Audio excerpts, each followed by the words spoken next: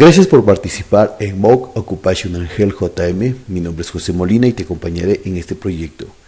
El día de hoy veremos lo que son los agentes biológicos y el papel y el rol que estos desempeñan y las enfermedades profesionales producto por estos agentes biológicos.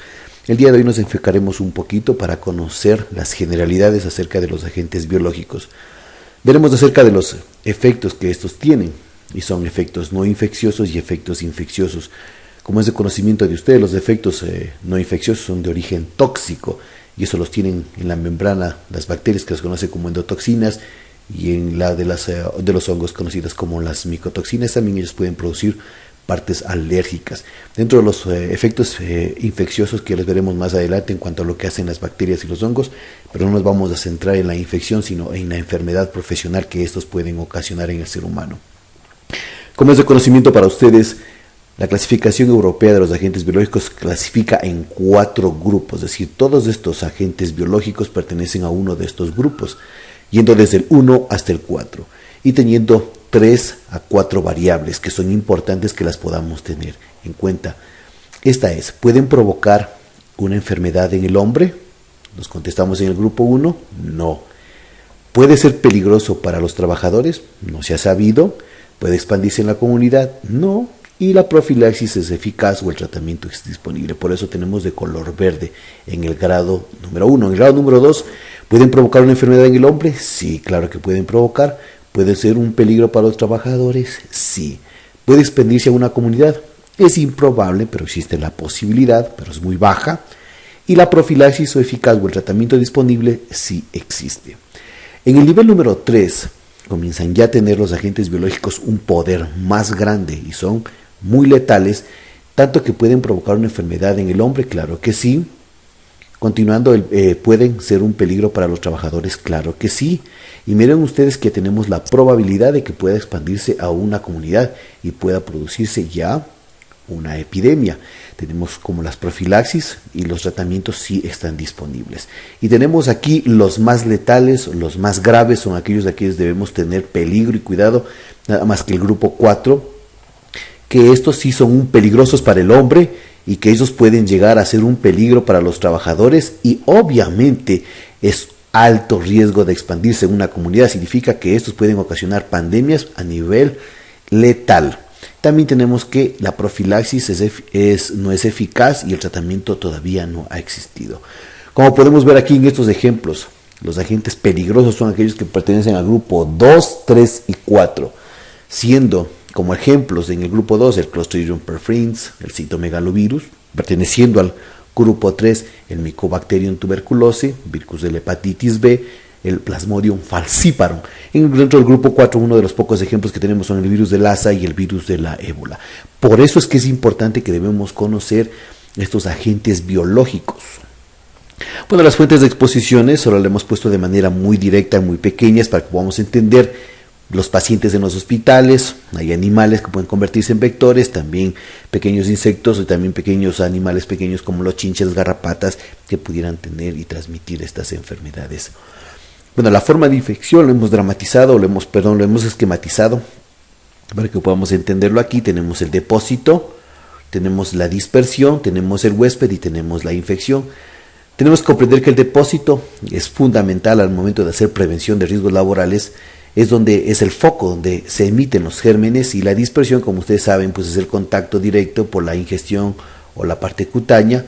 Y tenemos el huésped, que si este huésped obviamente es susceptible o tiene su inmunidad baja, tiene mayor probabilidad de desarrollar una infección, pero nosotros nos enfocaremos en que va a desarrollar una enfermedad de origen profesional u ocupacional. Las principales profesiones expuestas, solo he puesto un ejemplo, existen muchas más, donde podemos tener, por ejemplo, los profesionales de la salud.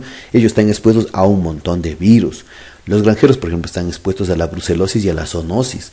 O los trabajadores del aire libre, o las personas que hacen pepeladores, o personas que trabajan en calles, todos están expuestos a leptospirosis o enfermedad del Lyme, ¿no? O trabajadores que pudieran estar expuestos.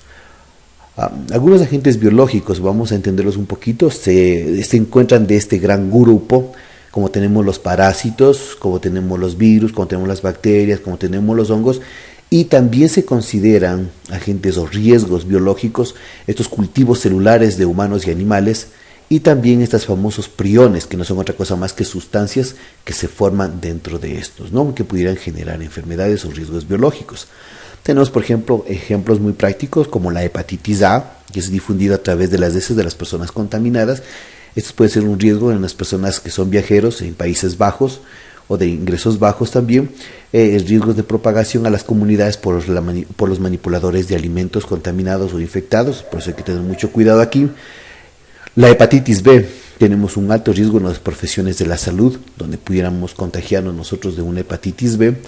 La exposición sanguínea, ¿no? Como podemos ver también las exposiciones a las agujas para el personal de salud, se ha comprobado que hasta el 45% de riesgo de infección en caso de exposición con una aguja utilizada con un paciente infectado tiene esa probabilidad, ¿no? Por eso que aquí se puede hablar mucho en medicina basada en la evidencia que se puede utilizar el doble guante, sin embargo existe esta probabilidad, no significa que yo ya me pongo el doble guante y no tengo una probabilidad. Sí, es verdad que reduce, es verdad que la literatura menciona mucho que podemos disminuir, mitigar incluso el VIH y todo, pero existe la probabilidad de que podamos contagiarnos. El contacto cutáneo y las heridas que también pudieran tener las personas que se encuentran en salvamiento, al tener contacto, al salvar a una persona, podrían contagiarse con estas cosas, con estos microorganismos, con esta hepatitis.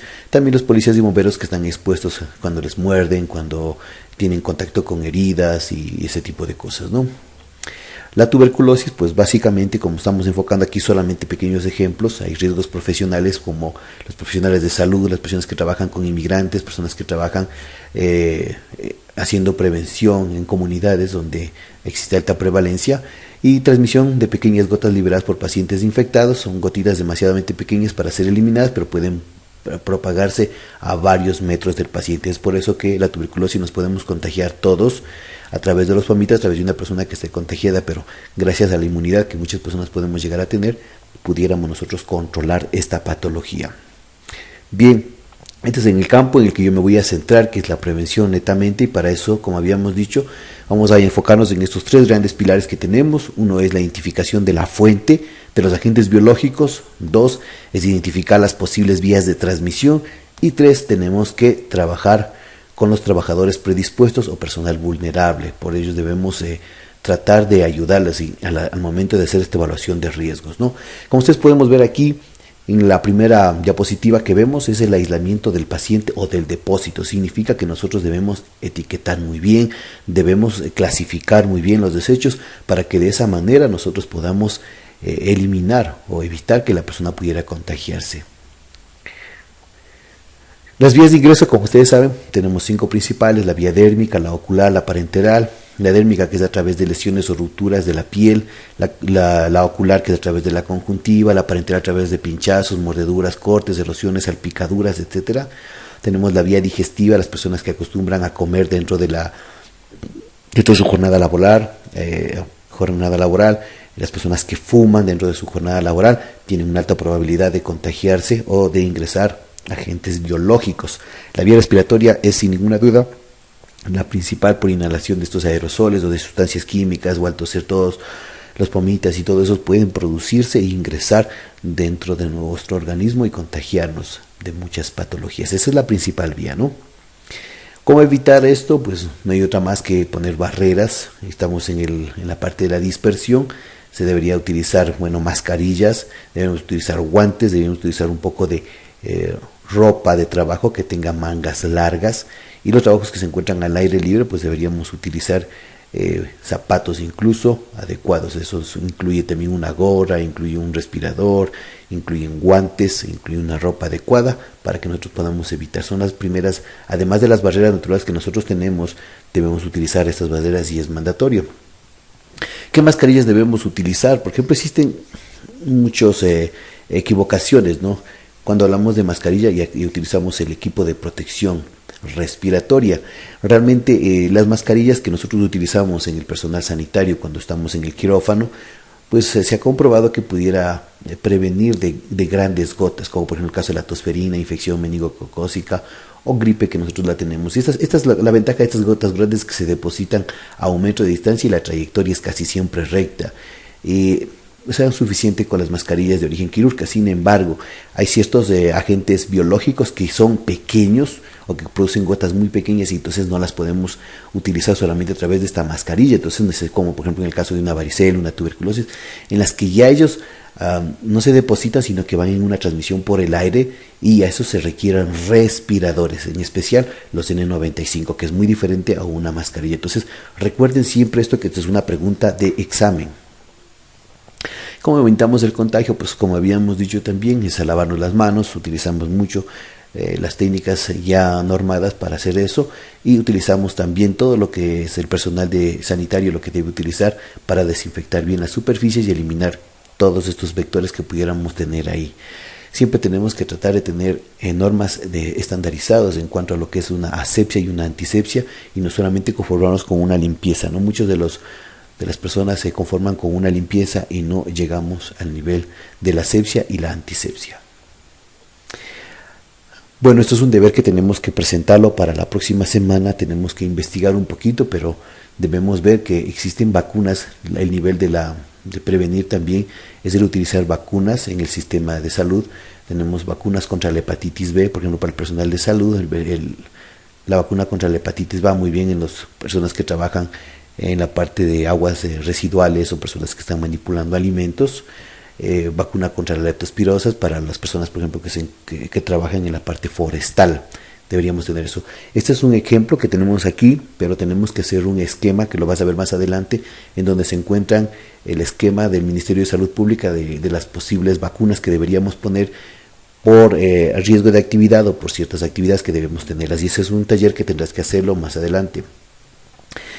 También dentro de evitar la infección tenemos el tratamiento preventivo, lo que habíamos visto, por ejemplo, en el caso de contagiarnos de un VIH, tenemos esta ventana que queda ahí, es inmediato que nosotros comuniquemos, que es por eso que nosotros debemos tener esta investigación de los incidentes y comenzar inmediatamente, si ya sospechamos de esto, comenzar la quimioprofilaxis. En casos también, por ejemplo, de la Bordetella pertussis, podemos comenzar y un antibiótico profilaxis en caso de una exposición. Y bueno, también el tratamiento precoz, en el caso, por ejemplo, de una picadura por una garrapata, que nosotros estemos pensando que vamos a tener un eritema migrans, es importante que ya podamos nosotros comenzar a tener el antibiótico. Y bueno, dentro del seguimiento de controles, pues es importante que nosotros podamos hacer una gestión y podamos mirar que las personas que trabajan dentro del personal de salud o de las diferentes empresas donde pudiéramos estar nosotros expuestos a estos riesgos biológicos, debemos hacer un seguimiento y controles, y es muy clave que podamos tener el equipo de protección adecuada. Debemos tener esta capacitación de cómo administrar esto y contagiarnos al momento de sacarnos la ropa o al momento de ponernos nuestra copa de trabajo. O también debemos hacer el seguimiento de las vacunas, debemos hacernos periódicamente los exámenes para ver si tenemos estos contactos y hacer seguimiento de cada una de las posibles focos que pudiéramos tener en estos agentes de origen biológico. Les cuento nada más que en muchos países de la Unión Europea, cuando un trabajador va a vincularse dentro de lo que es el campo de la salud o va a estar expuesto a riesgos biológicos, ellos almacenan nuestros plasma para que ellos puedan luego analizarlo al terminar nuestra jornada laboral o la relación contractual. Ellos puedan mirar si nosotros hemos desarrollado ciertos anticuerpos hacia ciertas bacterias. Hoy por hoy todavía en el Ministerio de Salud Pública todavía no tenemos esto, pues ni los medios para poderlos hacer y hacer un seguimiento más eficaz de lo que son los riesgos biológicos. Espero que lo hayas disfrutado. Recuerda ingresar a la plataforma, hacer tus deberes planteados. Que tengas un buen día.